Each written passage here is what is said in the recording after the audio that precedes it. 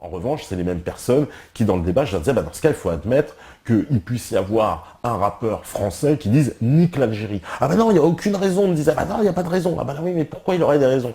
Ah voilà, il n'y a pas de raison. Donc, et c'était ce débat-là, j'ai bien vu que j'avais ouvert une brèche, et au contraire, plein de gens qui se sont engouffrés, je suis assez fier de moi sur ce coup-là, puisque plein de gens sont engouffrés en se disant, non, finalement aussi, il a raison, et j'entends commencer à entendre des textes de gens qui faisaient les nuances, qui disaient, oui, mais moi, finalement, je suis bien ici, oui, j'ai des problèmes, mais non, mais... Et que ça a porté une réflexion. Et que je pense qu'il y a plein de rappeurs qui se sont posés la question, ce morceau, en écoutant ce titre à l'époque, en se posant la question, en se disant, mais quand même, de quel côté je me place? Et est-ce que ce nique la France, il est aussi justifié que ça, alors que finalement, voilà, c'était une façon d'amener les gens à réfléchir sur leurs propres conditions. Et ça, c'est quelque chose qui a été très très mal interprété au départ dans le rap. Je vous dis, on m'a accusé de faire du rap de Sarkozy, du rap de droite, du rap de... comme si j'étais devenu un réac absolu de vouloir faire cette chanson-là. Je vous parle même pas de la chanson que j'ai faite après, où je mets encore plus, si j'ose dire, les pieds dans le plat. Là, j'y vais avec les deux pieds, les deux mains. Alors, il y a Sandax qui me dit « Te pas abuse et ton frère Mista sont-ils restés en bons termes ?»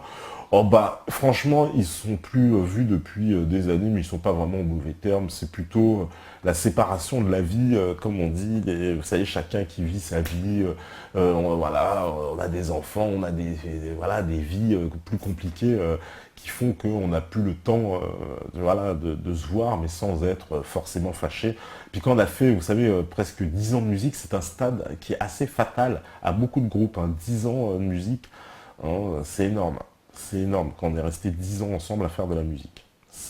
Les décades sont malheureusement vous savez, des espèces de points d'appui dans la vie comme ça qui font qu'on avance beaucoup par décades. Alors, peux-tu nous compter tes incointances avec l'UPR? C'est Cassius Ali. Je crois que j'ai pas...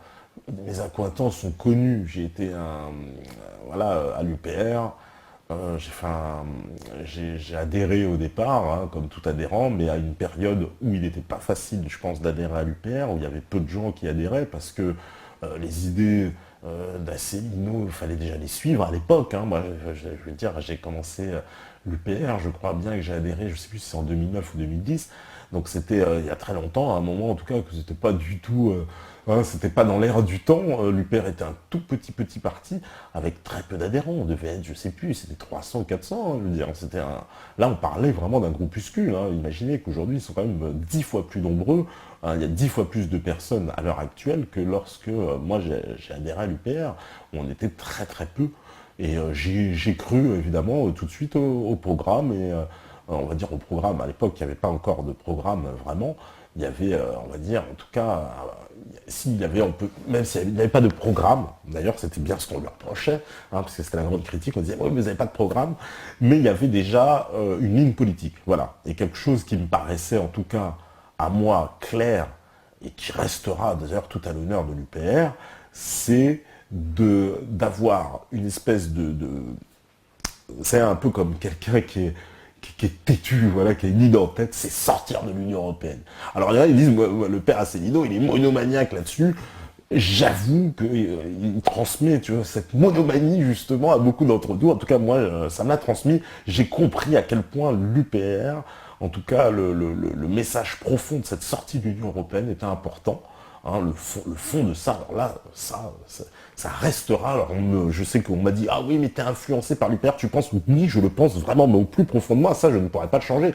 Je me dis, ça n'a rien à voir. Là, il faut pas mettre ni Asselineau, etc., parce qu'il faut arrêter les attaques à dominem. Quand on parle politique, là, on parle de sujet. C'est pas la personne, là, c'est l'idée. Et franchement, sur l'idée, il n'y a rien à redire. La sortie de l'Union Européenne, ça me paraît non seulement quelque chose de salvateur pour la France, mais si on ne le fait pas, on mourra. C'est aussi simple que ça. Le choix ne se pose même pas. Le choix, il est entre la mort ou la vie. Et la mort, c'est l'Union Européenne. La vie, c'est sortir de l'Union Européenne. Et ça ne peut pas aller autrement pour la France. Ça, c'est quelque chose de fondamental. Après, je suis prêt à voter justement pour le premier qui nous sortira de ce bins. Parce que c'est par là que ça commence. C'est par là qu'on pourra commencer à tirer le fil. Rien n'est faisable en l'État, en France. Tous ceux qui ont des programmes politiques, tous ceux qui nous parlent, oui, non, rien n'est faisable tant que nous sommes dans l'Union européenne et qu'on appartient, qu'on est soumis aux traités européens. Rien n'est faisable en termes politiques, social, économiques, tout ce que vous voulez, vous ne pourrez rien faire. Et ça, quand on a compris ça déjà, je veux dire, dans le postulat de base, et ben après, je pense qu'on peut entamer un programme politique sérieux. Parce que autrement, toutes les propositions tombent à l'eau. Tous ceux qui me disent « oui, mais on va reprendre notre souveraineté, oui, mais on va refaire la Constitution », rien du tout, que nini, il faut sortir de l'Union européenne, et ensuite, on parle de ce qu'on va faire. Mais c'est le préalable à tout. Et pour la France, ne nous l'aurons pas, ce sera vous savez, cet électrochoc. Hein, voilà, cet électrochoc dont peut-être le pays a besoin pour se retrouver lui-même. Mais si on n'a pas cet électrochoc, eh ben, je vous dis, ce sera l'anesthésie. La France, ils veulent la tuer. Donc ça, c'est un message, c'est ça qui m'a fait comprendre et qui m'a fait engager à l'UPR. Après, j'ai gardé des accointances jusqu'à tout le monde, j'ai envie de dire, puisque j'ai encore 40 milliards de gens qui me contactent tout le temps. Voilà, j'ai pas mal d'amis encore à l'UPR, j'ai plein de gens qui me contactent, je sais, de l'UPR, etc. Et vous êtes nombreux de l'UPR à nous suivre, j'en doute même pas, vous êtes même très nombreux de l'UPR, j'en doute pas. Moi, je crois que l'UPR est une machine à attirer les talents, une machine à attirer les bonnes personnes. Maintenant, tout ce qui est du point de vue du fonctionnement de la machine politique, ça, bah, j'aimerais bien un jour qu'on en parle avec Asselineau. Évidemment, moi, je ne serais pas objectif, pour reprendre le terme là-dessus. Alors là, je n'aurais aucune objectivité, puisque j'ai pratiqué la machine de l'intérieur. Donc forcément, je ne peux garder qu'un œil critique et complètement subjectif sur le fonctionnement. D'ailleurs, fonctionnement qui, paraît-il, a changé. Bon, ça, je ne sais pas. Maintenant, je me suis un peu éloigné. Et justement, par souci aussi d'objectivité, je pense qu'il est plus simple, plus naturel pour moi de ne pas être à la fois dans cette position d'être dans un média, de pouvoir avoir accès à une émission comme ça tous les soirs, et d'être en même temps membre encarté dans un parti politique. Ce serait le prosélytisme absolu. Quelque part, c'est important aussi de pouvoir avoir cette indépendance, pour moi, tout comme pour l'UPR. Parce qu'il n'aurait pas été non plus sain pour l'UPR d'avoir peut-être, évidemment, un porte-parole qui anime une émission télé et qui, en plus, émission politique, parce qu'on n'est pas là pour parler de soutien-gorge, vous le savez très bien. Donc forcément, si c'est une émission politique, tout ce que je peux dire, c'est comme au tribunal, tout sera retenu contre moi. Donc je préfère que ce soit retenu contre moi à mon sens personnel, sans que cette action puisse rejaillir sur un autre parti, et puis qu'on va m'appeler, oui, mais pourquoi t'as dit ça, et pourquoi machin. Donc, hein, je suis très bien dans ma position actuelle, et je vous assure que c'est la meilleure solution. Donc voilà. Alors il y a BO22 qui dit « J'aimerais bien adhérer à l'UPR, vive la sortie de l'euro et de l'Europe ». Personne ne t'en empêche, il suffit d'aller sur le site de l'UPR et on peut adhérer en ligne. Te pas ton son, tu gères, ou tu fais encore, ou t'as zappé, c'est Zinzel qui dit ça. J'ai surtout pas le temps, j'ai surtout pas le temps matériel avec les émissions et tout le temps qui est consacré à Meta TV. C'est très compliqué de pouvoir s'investir comme je le voudrais, parce que un investissement, vous savez, dans le son, ça prend autant de temps. C'est chronophage. Il faut écrire, faut appeler les gens, parce que moi je fais pas mes propres productions, donc il faut que j'appelle les gens, que je sélectionne des musiques, etc. Après que j'aille faire des maquettes, etc. Et vous savez, ça prend beaucoup de temps. Donc c'est plus le temps, mais certainement pas l'envie qui m'en manque, bien au contraire. Alors Sony 75, il dit pas aux armes. Alors ça, c'est vraiment les connaisseurs de chez connaisseurs, hein, Sony 75. Effectivement. Et ben, ce morceau aussi, aux armes, c'est je pense, des premiers morceaux sur le Front National. Si vous écoutez l'historiographie du rap français et recherchez les morceaux sur le Front National, vous verrez que Aux armes est peut-être bien même le premier morceau qui parle du Front National. Donc c'était en 97, morceau enregistré évidemment en 96. Bon, bah, c'était à l'époque. Aujourd'hui, je serais peut-être plus nuancé, mais pas tant que ça, parce que j'ai réécouté récemment les paroles et je me disais, finalement, je pense un peu la même chose. Peut-être que j'aurais des mots différents, mais l'idéologie et le fond de ma pensée seraient les mêmes. Alors, on me dit, l'art des choix. La France de toi et Princesse Agnès était une réponse à Monsieur R après son titre France. Eh ben pas du tout. Alors ça, c'est encore un connaisseur, art des choix, parce qu'il y a eu une grande polémique à l'époque entre Monsieur R et moi. Hein, Monsieur R, il y avait une interview en fait qui était parue dans un des magazines, je crois que c'était dans Radical, où il faisait effectivement la comparaison entre mon morceau, enfin le morceau de spécialiste et le morceau que lui avait fait, sachant que c'est deux morceaux aux antipodes, puisque lui son morceau France est une critique acerbe de la France, hein, qui est vraiment violente, et nous notre morceau était plutôt une ode à la France, exactement l'inverse. Et donc Monsieur R, c'est vrai que dans une interview, il avait critiqué notre morceau, il m'avait critiqué aussi, il avait dit que il m'avait traité un peu de réac, comme quoi que j'aurais tenu certains propos réactionnaires sur l'Afrique, comme quoi que j'avais à l'époque, hein, on va dire, dit que de toute façon la pauvreté était justifiée en Afrique, enfin quelque chose qui n'était pas très clair. Et puis, il y avait, je veux dire, la concurrence Maison de 10, parce que nos deux albums sont sortis exactement le même jour, et donc, ils n'avaient pas accepté de lui donner, je crois, un Planète Rap, parce qu'il y avait nous, et puis voilà, et puis après, vous savez, ça regarde comment on appelle ça, les top albums. Et puis, cette petite guéguerre qui s'engage, et puis finalement, tout ça c'est fini, une fois on a croisé Monsieur R dans un concert, au Zénith, et puis bon, on s'est entendu, il m'a dit que finalement c'est vrai que le journaliste avait un peu travesti ses propos, etc., etc., bon, qu'il avait tenté de mener un clash. Alors c'était parce que faut dire que le truc était bien orchestré, hein, dans le magazine de Radical, il y avait l'interview de spécialiste, puis vous retourniez, vous voyez, on avait 2 pages, vous retourniez, il y avait l'interview de Monsieur R qui parlait de spécialiste. Donc c'était assez bien tourné, évidemment. Hein, on connaît le tact et les pensées de nos journalistes. Vous voyez ce qu'il disait Cher tout à l'heure, la presse indépendante pour ce qu'elle valait aussi à l'époque. Alors, juste pour remettre les pendules à l'heure, je suis de Trappe et si la fouine rappe, c'est un tout petit peu à cause de moi. Croyez-moi, ce n'est pas qu'un mauvais bougre, loin de là. C'est Jacques Ojac qui nous dit ça. Et ben voilà, il y en a beaucoup qui pensent que la fouine, effectivement, est tombée dans une forme de rap sataniste dans lequel il fait une apologie du crime et des valeurs des valeurs néolibérales. Après, il y en a aussi, on m'a dit tant de fois sur la fouine, il est parti, hein, voilà, chanter avec Patrick Bruel, etc. Enfin, c'est vrai que c'est des choses comme ça où on se dit, voilà, bon, il profite du système, puis ce clash avec Booba qui a donné une vision un peu... c'est vrai, on va dire, très dégradante, voilà, du mouvement rap.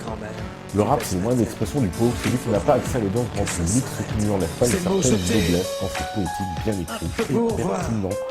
Voilà, c'est celui qui dit ça, et c'est vrai, je suis assez d'accord, même si il y en a plein qui disent c'est que la musique, et c'est vrai que alors ça pose la réflexion, on n'a pas eu le temps, je voulais en parler avec Charles en 3e partie, mais on n'a pas eu le temps, c'est cette américanisation. Voilà, l'américanisation, le sujet, vous savez, dont nous sommes férus ici à Méta TV, et le rap est une des grandes courroies d'américanisation de la société française. Hein. Nous ne l'aurons pas avec le point de vue des codes vestimentaires, hein, du point de vue de la propagation de l'idéologie, de la mentalité, et évidemment de la musique elle-même, puisque les rappeurs aujourd'hui n'hésitent même plus à mettre des mots en américain, en anglais. Certains rap, des fois on ne comprend pas, c'est du français, mais on a du mal à comprendre, hein, tellement c'est proche de l'américain. Alors ça, c'est une espèce d'étrangeté dans le rap français, hein, voilà. Étrangeté, pas tant que ça, mais bon. Alors, qu'est-ce que vous me dites ? Je suis d'accord avec toi, peut-être pas, mais pourquoi ne pas avoir parlé des libéraux libertaires avec Cher ?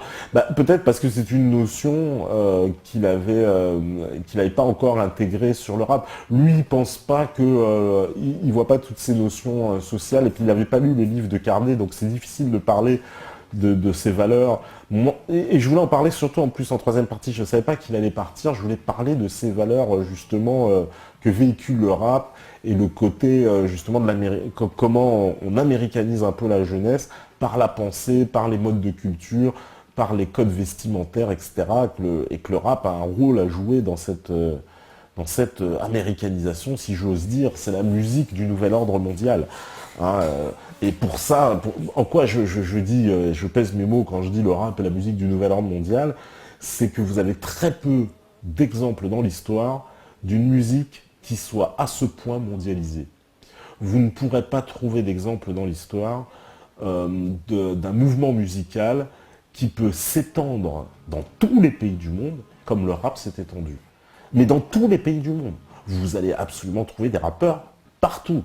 En Chine, en machin, où vous voulez, au Bhoutan, en Iran, en Irak, au Mali, au Brésil, en Uruguay, aux Maldives, même dans les endroits les plus improbables de la planète, je suis certain, il y a des rappeurs. Et ça, c'est une spécificité qu'on ne connaissait pas. Il n'y a jamais eu un mouvement musical qui soit autant mondialisé sur une période de temps. Ce n'est pas possible. Alors ça va, il y en a plein, ils vont me dire, oui, mais ça va complètement avec le sens de la mondialisation des échanges, des technologies, Internet, etc. et la facilité qu'on a aujourd'hui de pouvoir échanger du contenu et des informations. C'est clair, ça a dopé, ça a favorisé, mais vous n'avez pas pour autant un mouvement reggae polonais, vous n'avez pas vous n'avez pas de mouvement rail finlandais, etc. Alors que des rappeurs finlandais, des rappeurs polonais, des rappeurs russes, il y en a, ça c'est sûr. Hein. Par contre, vous voyez bien que le rap, il porte ça en soi, une espèce de facilité, mais voilà, qui est une espèce de facilité dans l'écriture, hein, même s'il y a une complexité, parce qu'il y a des rythmes et des temps à respecter, mais il y a quand même une espèce de facilité de transcription qui fait que le rap est absolument international, ce qui n'était pas le cas d'aucun autre mouvement musical, jusqu'à présent. Jusqu'à présent. Alors, qu'est-ce qu'on me dit hein, mort de rire, pas avec ton Nick l'Algérie, pété derrière. Oui, non, ben, c'est ce que je disais, hein, comme je dis, c'était l'excuse que je donnais aux autres. Alors, t'aimes pas parler de toi, mais tu te lâches, c'est très instructif. Oui, c'est vrai. Bon, de temps en temps, on m'a demandé de raconter, mais bon. Il faudrait inviter dans l'émission un rappeur qui va sortir un EP en mars qui est très porté sur nos thèmes contre l'oligarchie. Il s'appelle Sam Arch. Il fait aussi la sortie de son EP en autoproducteur. Voici son dernier morceau. Rogelio, il nous ramène des rappeurs. Mais avec plaisir, on va écouter tout. Pas de souci, mon cher Rogelio. Alors, qu'est-ce qu'on me dit? Là, c'est 4200 adhérents. Car je vois le compteur, car mon cousin y est. Ah, je ne sais pas de quoi vous parlez, 4200 adhérents, c'est pas sur Meta TV en ce moment, c'est plutôt 420, mais bon, un jour, Inch'Allah, 4200. Alors, qu'est-ce que vous me dites? Je suis d'origine algérienne et je pense qu'il y a bien des raisons de dire nique l'Algérie, les généraux et Bouteflika ne sont pas des anges, la seule force d'Algérie pour le futur est d'avoir gardé sa banque nationale. C'est Méo qui nous dit ça. Eh ben, oui, non, mais en plus, moi, j'ai pas envie de dire avec l'Algérie, hein, je vais donner ça en exemple, pour dire que justement, parce que les Algériens que je connais, et voilà, si en plus t'es d'origine algérienne, et je sais que vous êtes nombreux d'origine algérienne, mais vous savez très bien qu'il y a une fierté algérienne, ça c'est profondément ancré dans la culture algérienne, et cette fierté, elle va de pair avec un nationalisme algérien, mais qui est normal, parce que le nationalisme algérien, il s'est battu contre le nationalisme français. Hein, je veux dire, c'est un nationalisme aussi, il se bat contre. C'est comme ça qu'on existe aussi, on existe contre les autres. Hein, vous savez, on a besoin de son contraire pour exister. Donc on existe contre les autres hein, aussi. Donc même si après on doit vivre avec, mais on se forge une identité en opposition. Et donc la nationalité algérienne, forcément, elle s'est faite en opposition à une nationalité française, et à une époque où justement cette nationalité française, elle était très fière, très présente, donc forcément les Algériens, ils ont imité, ils ont suivi. Hein, aussi pour exister, d'avoir le même niveau. Mais aujourd'hui, cette nationalité française, elle est passée, si j'ose dire, au savon, on n'entend plus parler, l'Algérie, elle a gardé ce côté-là, et les Algériens, ils ont cette fierté, ils mettent le drapeau algérien, ils sont fiers, etc. Donc pour eux, ils supporteraient pas, et moi je le sais très bien, les Algériens que je connais, ils supporteraient pas qu'on dise nique l'Algérie. Quand bien même, ils reconnaissent la situation pourrie de l'Algérie, et que comme tu le précises, Méo, on pourrait très bien se trouver des raisons pour dire voilà, nique l'Algérie, quoi. Ça paraît évident. Alors, Willow Future, non, peut pas, commence par sortir de l'OTAN. Oui, mais c'est pareil, ça va ensemble. Ça va ensemble. Moi, pour moi, OTAN, Euro, Union Européenne, c'est le triptyque, hein, c'est la Troïka, là, hein, Union Européenne, FMI, BCE, c'est pareil. Union Européenne, OTAN et Euro, vous mettez... Voilà, ça fonctionne ensemble. Et tous ces trois-là, vous les basanez à la poubelle. Évidemment, si on sort de l'Union Européenne, on va pas rester dans l'OTAN. Ah bah, c'est clair. Non, non, c'est un triptyque. Hein. Il faut tout balayer. Hein. Union Européenne, OTAN, Euro. Ça, c'est clair. C'est le mot d'ordre qui devrait être le mot d'ordre de la résistance. Qui devrait être un mot d'ordre, en tout cas, sur lequel toute la résistance devrait tomber d'accord. Et qu'on ne me dise pas, parce que c'est négatif, c'est néfaste. Il n'y a rien de bon. Alors là, j'aurais rien trouvé celui un membre qui se prétend de la résistance, qui veuille nous expliquer les bienfaits de l'euro, les bienfaits de l'Union Européenne ou les bienfaits de l'OTAN. Hein, à quel moment? Donc si cette personne existe, alors là, je serais heureux de débattre avec elle. Mais je parle bien de quelqu'un qui se prétend être dans la résistance. Mais sinon, non. Pas quel projet as-tu? Des projets musicaux, j'en ai plein la tête. Et puis on a... non, mais j'ai pas mal de projets musicaux, mais je peux pas évidemment en parler, parce que tout n'est pas... Vous savez, on parle pas trop d'un projet quand il n'est pas trop avancé, ça porte l'œil. Je suis un peu superstitieux, moi, ici, là-dessus. C'est comme l'alchimie, quoi. La matière n'est pas encore fixe, il faut pas la sortir au grand jour, là. Elle n'est pas prête pour affronter la lumière. Il faut encore la travailler, qu'elle se durcisse. Ouais, c'est comme la pierre, quoi. Hein. Alors, qu'est-ce que vous me dites encore sur les chats? Voilà, nanana. Scorpion, il dit en total accord avec ce que tu dis, et pour moi l'UPR m'a donné l'espoir dont j'avais jamais vu nulle part ailleurs. J'avais toujours pensé que les partis politiques étaient dans l'immense majorité complètement pourris. Asselineau relève le niveau et fait réfléchir. Voilà, c'est Scorpion qui nous dit ça. Voilà, bah, je pense, voilà, il y a plein de gens qui ont eu cette même, effectivement, ce même élan en découvrant l'UPR et les analyses de François Asselineau qui, effectivement, sont assez impressionnantes sur l'Union Européenne. En tout cas, ils ne laissent personne de glace. C'est clair, c'est moins qu'on puisse dire. Alors, c'est la sortie de l'euro qu'il faut créer le système monétaire adéquat pour ne pas se retrouver en difficulté. Si la politique économique ne tient pas la route, on passera de Caraïbes dans Scylla. Bon bah c'est bien parce qu'on est passé du rap, on est revenu à l'euro vite fait, l'Union Européenne. Hein, c'est ça qui est magnifique. C'est vous qui m'avez entraîné. Hein. Ce n'est pas de mon fait. Hein. Vous m'avez entraîné sur ce sujet-là. Et bah oui, clairement, sortie de l'euro. Il faut que ce soit marqué voilà, il faut qu'on le grave dans la pierre, il faut sortir de l'euro, il n'y aura pas de souveraineté monétaire, vous ne pourrez pas contrôler Goldman Sachs avec l'euro. Donc tous ceux qui vous vendent, hein, comme ça se vend à l'extrême gauche, ils sont bien gentils chez Mélenchon, ben ouais, moi aussi, hein. Je sais qu'il y a pas mal de mecs du front de gauche aussi qui nous regardent, après ils nous traitent d'extrême droite, mais on s'en fout, parce qu'on sait que ça ne veut plus rien dire. Mais ceux qui nous regardent, qui ont encore un cerveau, hein, et qui ont encore un esprit critique, il faut aller demander à Mélenchon, il est bien beau de dire oui, ah ben c'est la faute à Goldman Sachs, ah c'est la faute à machin, là, aux agences de notation, à Moody's, etc.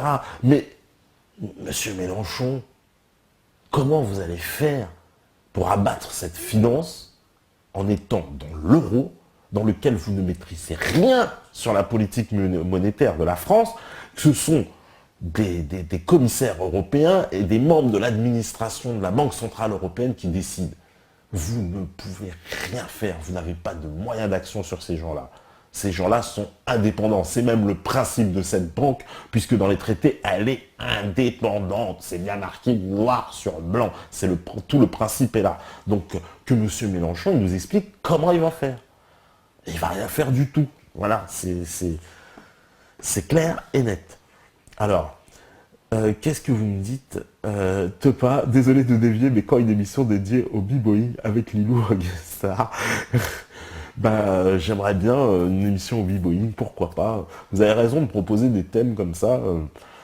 C'est au fur et à mesure, on n'y avait pas pensé, pour tout dire. Voilà. Alors, Satir n'est pas très pertinent, pas assez révolutionnaire. Un Bérurier me semble plus prometteur. C'est Daniel Q qui nous dit ça. Effectivement, Bérurier, il a l'air un peu plus, quand même, d'avoir un peu plus de coronesse que Jacques Sapir, qui, vous savez, s'est un peu affiché avec ses analyses hein, de hollandisme révolutionnaire, qui nous font doucement rigoler. Trop de France tue la France, mais pas en parler laisse le champ libre au FN. Et oui, c'est Rankil qui nous dit ça. Oui, parce que si on... Mais c'est toujours la même chose, c'est que si on laisse aux autres le soin de représenter la France, d'en parler, de défendre l'intérêt des Français, eh ben il est normal que ces gens-là vont en plus s'accaparer le panache d'être les seuls à les défendre, d'être les seuls à les représenter. Parce que pendant des années, on a jeté aux orties le drapeau français, la Marseillaise c'était devenu un chant facho, et dès qu'on disait le mot France, on était immédiatement raciste, extrémiste, voilà. On est arrivé là en France, à la détestation de nous-mêmes, la détestation de notre histoire, de notre culture, détestation, vous vous rendez compte, la détestation de nous-mêmes. On en est arrivé au point où on ne s'aime pas, et donc on veut changer. Et qu'est-ce qu'on nous a proposé pour changer? Mais vous serez européens, mes amis. Ou alors vous redeviendrez des Bretons, vous redeviendrez des Basques. C'est ça le plan hein, de l'agenda. C'est de vous faire détester votre propre nationalité pour que de toute façon vous vous tourniez vers une nationalité, celle qui vous convient. Vous vous sentirez européen ou même homme du monde. À ce moment-là, vous faites encore plus plaisir à Rockefeller. Hein. Vous avez passé l'étape d'après, hein, les citoyens du monde. Hein, les citoyens du monde, moi, je suis entièrement d'accord avec ce que disait Adrien Abosi. Les citoyens du monde, ce sont des colons internationaux. Ce sont des gens qui se sentent partout chez eux. Mais qu'est-ce que c'est que cette façon de se sentir partout chez soi? Mais ça veut dire que c'est des gens qui vous envahissent, ils n'ont pas peur. Alors il est partout chez lui, il pose les pieds sur la table, il se balade en slip dans la maison, même chez moi. C'est ça que ça veut dire. Je suis partout chez moi. Donc c'est une néocolonisation, les gens qui pensent être citoyens du monde et qui pensent qu'ils vont pouvoir imposer leur système de valeurs, imposer leur vision des choses à toute la planète entière. C'est en plus une forme de racisme inconscient, puisqu'on pense que ces valeurs, sa culture est supérieure évidemment à toute... Parce que penser qu'on puisse être citoyen du monde, hein, c'est penser que les valeurs qu'on porte, elles puissent être universelle et qu'elle convienne aussi bien à l'aborigène d'Australie hein, qu'à l'habitant des îles Kerguelen ou à un Brésilien ou à un fin fond d'un Uruguayen ou à un mec du Honduras, etc. Qu'est-ce que c'est que cette façon de penser qu'on détient comme ça une forme d'universalité qui s'impose et qui aplatit tout le reste? Non, ça c'est vraiment... Ah oui, je me suis trompé, c'est Emmanuel Todd, je l'ai confondu avec Jacques Sapir, tout à fait. Autant pour moi que Donald Trump, tout à fait. L'Ukraine au bord de la guerre civile, les mecs. Voilà, oui, l'Ukraine, ça continue encore, oui, l'Ukraine, c'est clair. C'est en tout cas l'information qu'on va suivre, parce que elle risque de nous mener de toute façon dans le chaos. Bon, même ma connexion ne veut pas entendre parler politique. J'ai loupé la fin de l'émission. Les Algériens sont là, je représente. Pour ceux que ça énerve, c'est Free My Man. Eh ben pas du tout. Nous on aime beaucoup les Algériens. On leur passe le bonjour parce que vous êtes, je rappelle, les deuxièmes plus nombreux à nous regarder après les Belges. Donc, enfin après les Français évidemment. Enfin je parle de nos cousins puisque finalement c'est la grande communauté francophone. Voilà. Et c'est bien pour ça que c'est ça qui est magique avec la France, c'est ça d'avoir des pays voilà, comme l'Algérie, comme en Suisse, en Belgique, au Maroc, au Mali, où les gens parlent le français et on peut communiquer, vous voyez, on est sur une même base. Donc c'est quand même extraordinaire. Ah bah oui, on appartient à cette communauté francophone. Vous voyez, moi qui parlais de communauté, qui exécrait le communautarisme, eh ben, je dois reconnaître qu'il y a de toute façon des communautés de fait et la communauté francophone, elle me paraît agréable parce que, vous voyez, c'est facile. Hein, c'est ni par la mer, il n'y a pas de rite, vous parlez français et vous êtes un francophone.